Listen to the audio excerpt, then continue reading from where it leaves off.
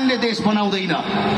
काठमाडौँ जति बनाए भइगयो भन्नेहरू पनि छन्। काठमाडौँमा बालनले बनाएको जम्मा जम्मी त्यही फल्चा हो, बिजुलीको तारमा यसरी वरिपरि लगाएको एउटा बिजुलीको लाइट।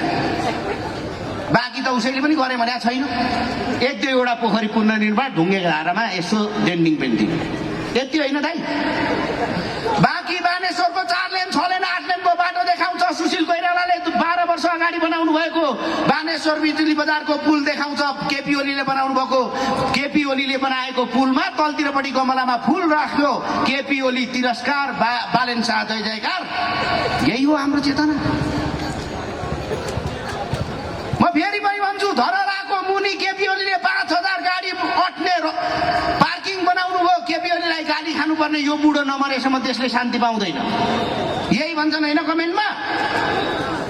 पार्किङ जमिन मुनि 5000 गाडी अट्ने पार्किङ बनाउने मान्छेले गाली र शराब खानुपर्ने, अनि त्यहाँ लगेर गाडी राखे हुन्छ नि भनेर बाटो देखाउने। वाह बालेन सिटी।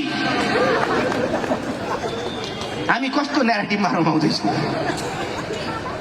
म फेरि पनि भन्छु, नेपालको कृषि क्षेत्र सकिएको छैन, भत्किएको छैन। नेपालमा हेर्नुहोस्, बालेन शाह गएछन् र रामेछापमा यसो जुनारको जुस हेरेछन्। यो कहाँको?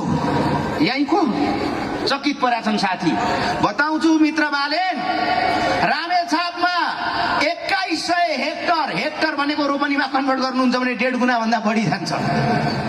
जुनार खेती हुन्छ र त्यो खेतीमा सुरुमा 50% र अन्तिममा जुस बनाउने बेलासम्म पुग्दा 85%सम्म सरकारले अनुदान दिन्छ। यो कार्यक्रम ल्याउने केपी ओली हो। एकचोटि जोरदार ताली केपी ओलीको लागि। किसानको नेता हो केपी ओली। रिमा विश्वकर्मा चकित परिचिन स्याङ्जामा। यहाँ त सुन्तला पनि फल्दो रहेछ। रिमाजीलाई थाहा छैन होला, म बताइदिन्छु। स्याङ्जा एउटा जिल्लामा मात्रै 3.5 अर्बको सुन्तला फल्छ। सुन्तलाको सुपर जोन बनाउने केपी ओली। गाली होइन ताली दिनुहोस्। रूपन्देहीमा माछाको खेती हुन्छ। 4.5 अर्ब बराबरको माछा रूपन्देहीमा फल्छ, उत्पादन हुन्छ।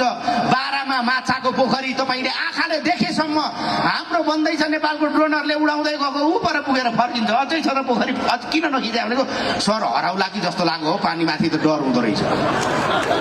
आँखाले देखेसम्म पोखरी, पोखरीभरि माछा। तर यो बालेन शाहहरूलाई के थाहा? त्यसैले जसलाई यी कुराहरू थाहा छैन त्यसले यो देश बनाउँदैन। स्पष्ट भन्छु, फास्ट ट्र्याक कति बन्यो थाहा छैन बिचराहरूलाई।